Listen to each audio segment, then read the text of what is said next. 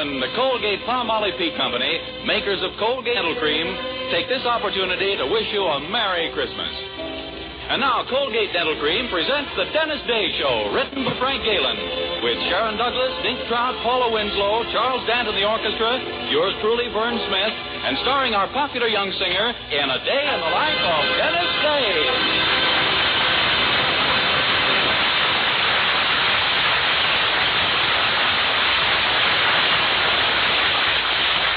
Here's Dennis to sing A Gal in Calico.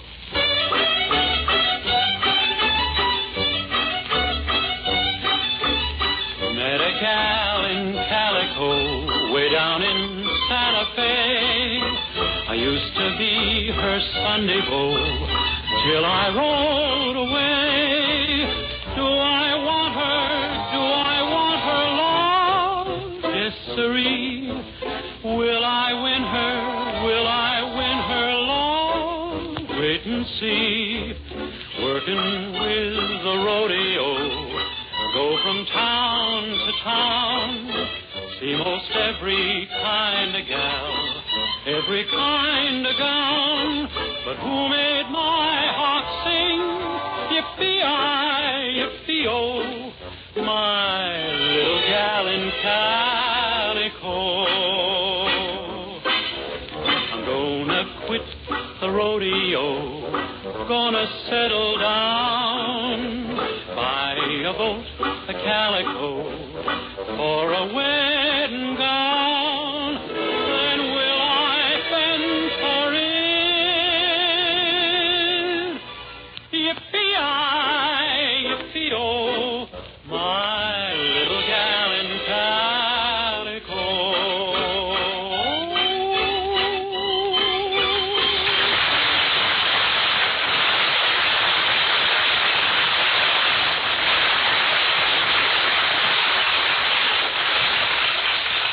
Most of you know our young hero, Dennis, very well by this time, but those of you who'll be making his acquaintance for the first time on these Wednesday nights would probably like to know just what sort of person he is. Well, let's ask the folks who know him best. First, there's his landlady, Mrs. Anderson, who runs the boarding house in Weaverville where Dennis rooms. Mrs. Anderson, what's your honest opinion of Dennis Day? My opinion of Dennis Day is that he's a 22-year-old boy. Well, yes, of course, but what sort of 22-year-old boy? Well, I'm sorry, but that's as far as I'd care to go on. Well, it's a fact that Dennis has never managed to get into Mrs. Anderson's good graces. Now, Mr. Anderson, on the other hand, kind of likes him, although he's never come right out and admitted it. And just why haven't you, Mr. Anderson? Well, it all goes back to when I first married my dear wife. Or, as I like to call her, the big woman. Go on, Mr. Anderson. You see, when we were married, we made a pact, Poopsie and I. We decided we'd always sit and act as one person. Of course, I didn't know then that the one person would turn out to be Poopsie. Oh, I see. Well, there's one member of the Anderson family who likes Dennis and makes no boast about it. That's their daughter, Mildred, our young hero's girlfriend. Right now, on this fine Christmas morning, she's carefully planted herself under the mistletoe in the Anderson living room as Dennis comes down for breakfast. Morning, Mildred. Merry Christmas. Merry Christmas, Dennis. Boy, I sure am hungry this morning. See you after breakfast, huh? Why, Dennis, wait. What's the matter? Well, don't you notice? I'm standing someplace. Well, that happens very often when you're not sitting down. I don't mean that silly. Now, look around carefully. Don't you see anything different? You're wearing a new dress? No, higher. You washed your face? Dennis, what's over my head? Hair. I mean on the chandelier. Don't you see what's tied to it? A piece of mistletoe. Oh, I see now. Pretty, isn't it? Oh. Dennis, I'm standing right under it. Well, don't worry. A little thing like that couldn't hurt you if it did fall off. Didn't you ever hear of mistletoe, Dennis? If a man happens to find a girl standing under it, he can kiss her. Gosh, really? Yes. And you happen to find me standing under it. Well. Oh, I couldn't take advantage of an accident. But it wasn't an an accident, Dennis. I stood here on purpose. Mildred. I did it so you'd kiss me. I want you to kiss me. You women are all alike. No one wants my brains, only my kisses. Dennis, I want you. I know how desirable I am, but you should fight it. I'm tired of arguing about it. Come here, Dennis Day. Please, Mildred, you're mussing my hair. I don't care. Now stand still. Well, so that's the sort of thing that goes on in my house. Mother. Hello, Mrs. Anderson. What's new? Don't put on any act with me. I saw you kissing my daughter. Give me one reason why I should walk in and find such a thing going on. We didn't expect you.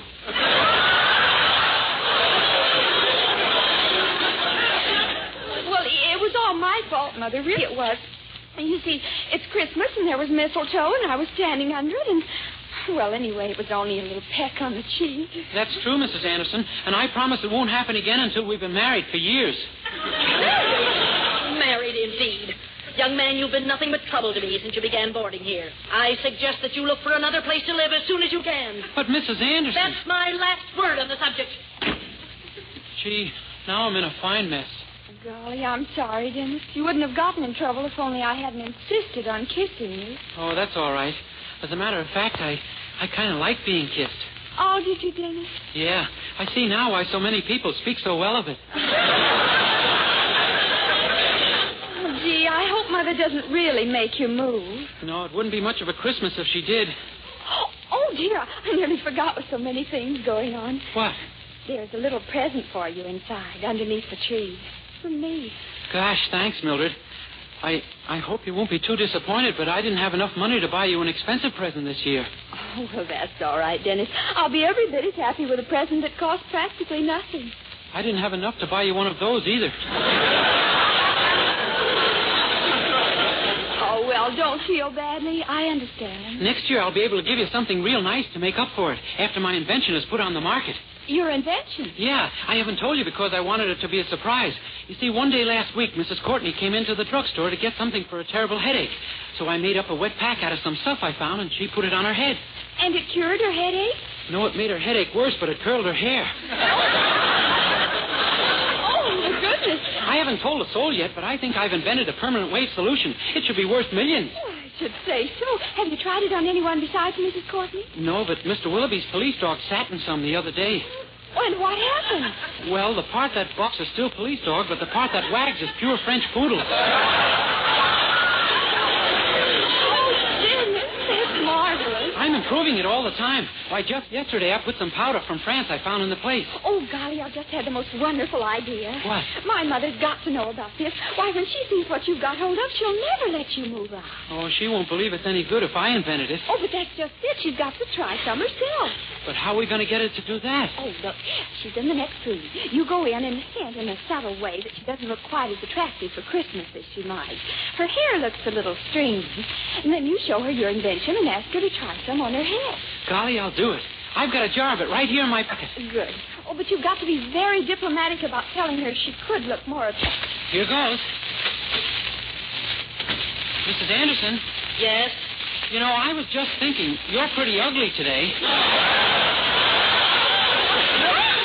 I don't mean all over, just above your neck. How dare you talk to me like that? Mrs. Anderson, wait, you don't understand. What I meant is you're beautiful, only your hair kind of spoils it. My hair? Yeah, so straight. Why, if you had curly hair, you could look just like Lana Turner all over instead of just locally. Oh, that's very sweet of you, Dennis. Oh, but my hair's always been straight. Even a permanent doesn't curl it. Well, I have some stuff right here that will, Mrs. Anderson. If you'll just put some on your head in 2 or 3 minutes, you'll be amazed. Well, if it's as good as all that, I certainly will try it. That's swell. Come out and show Mildred. Well, Oh, good morning, Mr. Anderson. Good morning, Dennis. My lover girl in there? Yes, but don't go in, Mr. Anderson. You're going to get a surprise in a minute. I am? Yeah. How would you like it if your wife suddenly became Lana Turner? Outside of Lana Turner suddenly becoming my wife, I can't think of anything nicer. Well, you just wait. You really think work, Dennis? Oh, sure. And with that French powder I put in yesterday to make it smell nice, she'll just love it. Well, what kind of French powder was it?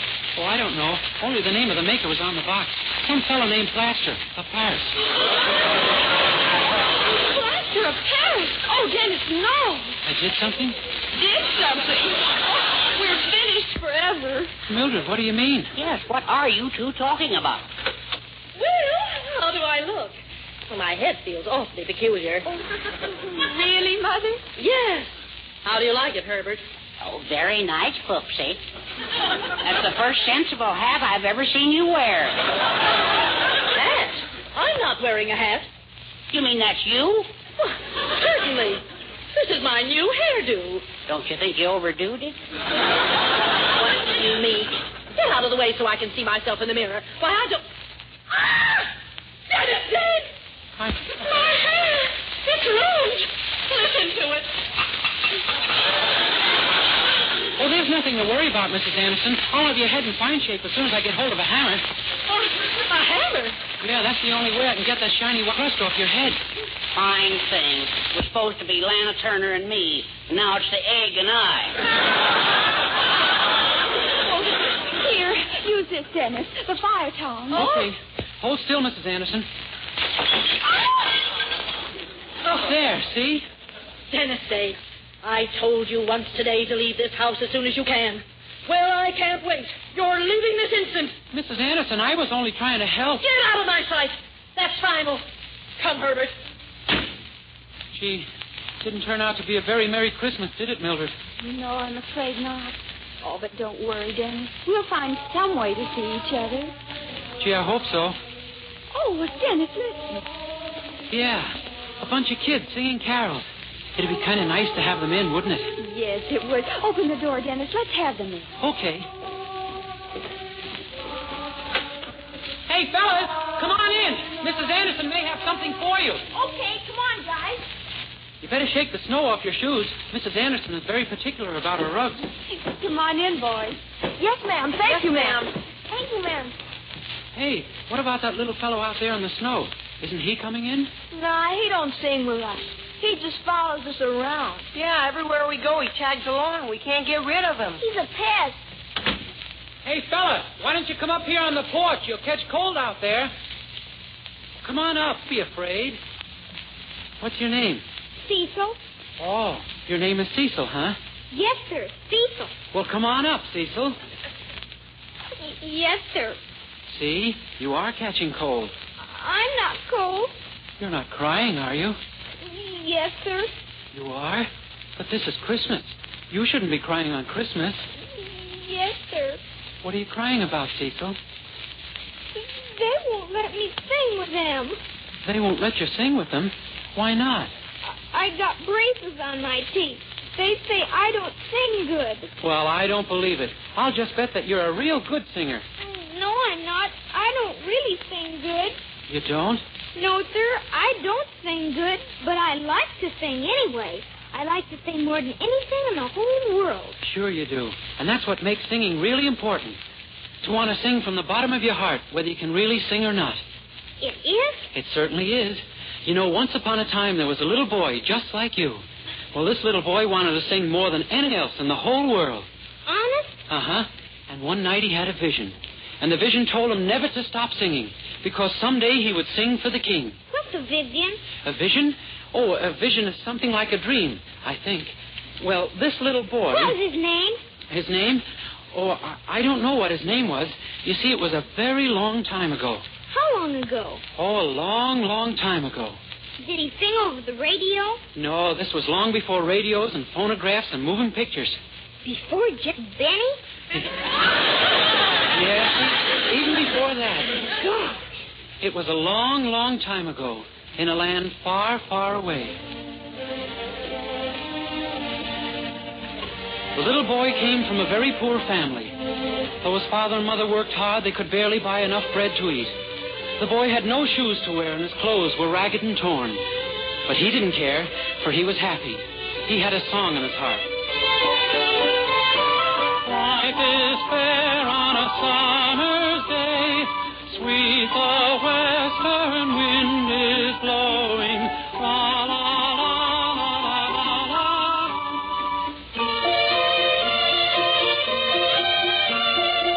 one day his father called the boy to his side and said, "Why is it, my son, that you always sing? We are poor and have little for you to sing and be happy about." And the boy answered, "I am happy, Father, for someday I know I shall sing for the king." And his father said, "That foolish vision of yours, you must forget such nonsense, for a poor ragged boy like you will never sing for the king." And the boy said, "Told me so. It was so clear to me, Father. A voice spoke to me and said that I had been chosen to sing for the king." The boy's father was sorely troubled. He shook his head sadly and sighed. "My son, you must put such idle dreams out of your head, for tomorrow you shall start to work for the rich landowner who lives on the hill." "Gladly, Father, and I shall sing as I work, for someday my song will be heard by the king." The boy's father returned to his work, knowing that his words could not shake his son's faith in his vision, with his tattered clothes flapping in the breeze, and his shoeless feet kicking up the dust. The dust rose and danced with the sunbeams, leaving a happy trail behind the boy as he sang. "Life is fair on a summer's day, sweet the western wind is blowing, la, la, la, la, la."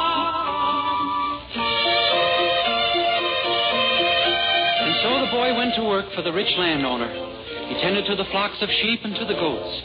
At dusk, when the boy would drive the flocks home from the meadows, the hooves of the animals would make a gentle sound on the road. And with this as music, the boy would sing. "Life is fair on a summer's day, sweet the western wind is blowing, la, la, la, la, la, la, la." One day, not long after, the landowner called the boy to him and said, "Hearken to me, boy. I pay you to care for my flocks, not to fill the air with your incessant song." "I'm sorry, Master. I meant to bother no one with my singing. The sheep and the goats don't mind." "I am neither a sheep or a goat, so I mind." "You see, Master, I must sing, for someday my song will be heard by the king." "Ah, you're mad, boy. Yea, mad and also stupid. Sing for the king. Be gone with you. Be gone with you." "But, Master, I shall sing for the king. You will see." And so it came to pass that the boy, laughed at and ridiculed by all who knew him, left and went to the great city to sing for the king. Never had the boy seen such a city. Great buildings lined the streets, and the greatest of all was the palace of the king. There were many steps that led up to the palace gates, and the gates themselves were as tall as a tree. He felt very small and afraid as he ascended the steps. He would have run away, but he kept thinking of his vision.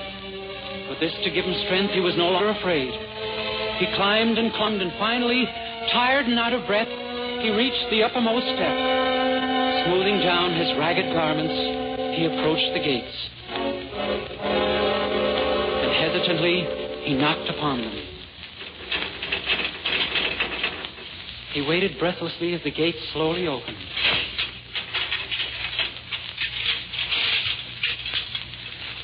"Who knocks at the palace of the king?" The boy looked up at the tall guard and said, I did. "Ragged beggar, what is it you want?" I am not a beggar. "Speak up! What is it you want?" I have come because of a vision. I have come to sing for the king." "You? Sing for the king?" "You, a ragged beggar boy, have come to sing for the king." The guard laughed and laughed. Other guards came, and they too joined in the laughter.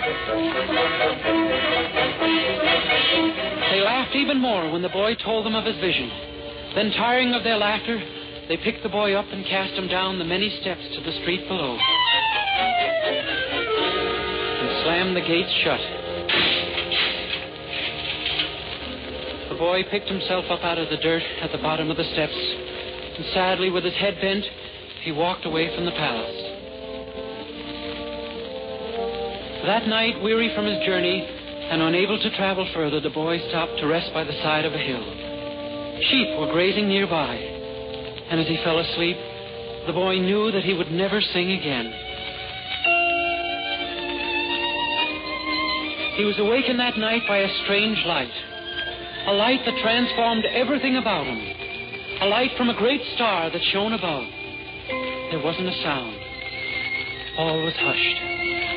A hush, a quiet, a silence beyond words to describe. Even the sheep on the hillside and the doves in the trees seemed to sense the silence. And then the light seemed to become even brighter, bathing all in a glow that made them one.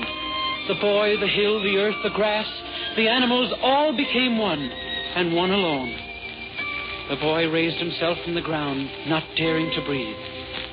Then he felt a song swelling in his throat. He could contain himself no longer. Something was compelling him to sing. He stood up straight and small on the hill. What if they had laughed at him? What if his song was unwanted? He felt he must sing now, here now in this divine night. So he stood. His tattered clothes, shimmering in the light of the star above, were like the raiment of angels. And he sang. Ave Maria,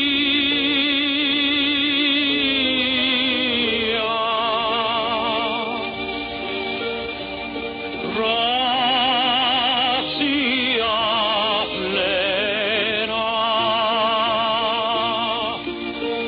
Maria, gratia plena,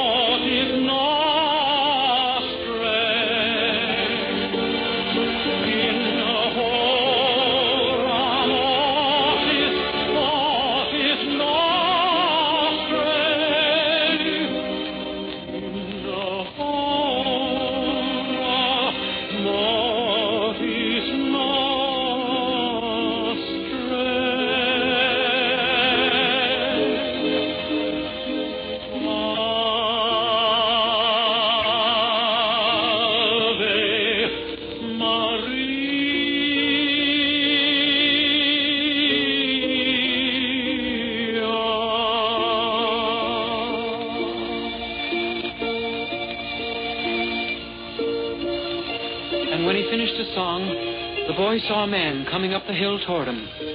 The man was a shepherd, and he carried a crooked staff. The boy said, "I thought I was alone here on the hill." And the shepherd said, "You will never be alone again, boy.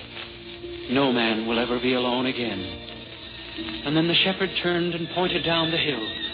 And the boy looked and saw a small stable nestled below. And the shepherd, turning to the boy, said, "Tonight, my son, you sang for a king. Verily, the King of Kings."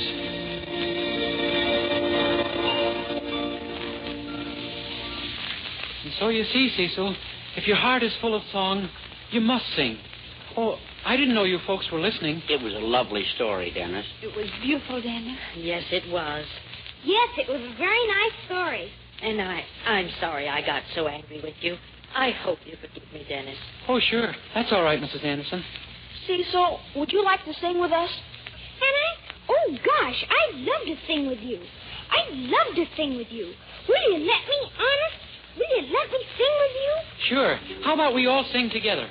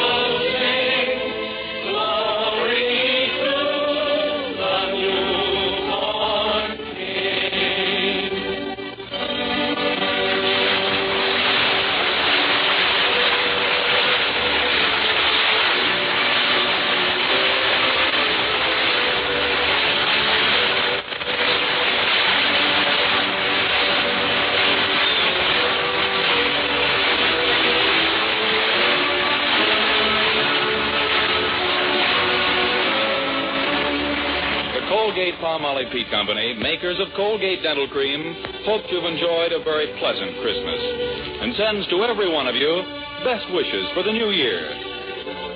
Dennis Day can be heard with Jack Benny every Sunday. And be sure and be with us again next week for another Dennis Day program. More songs, more adventures in the life of our star, Dennis Day.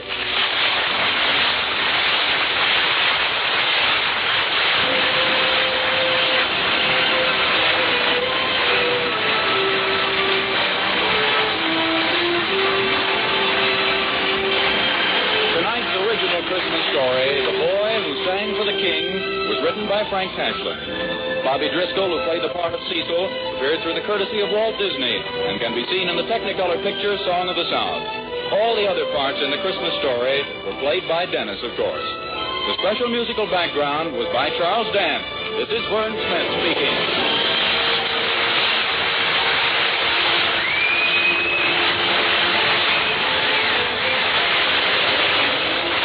This is NBC, the National Broadcasting Company.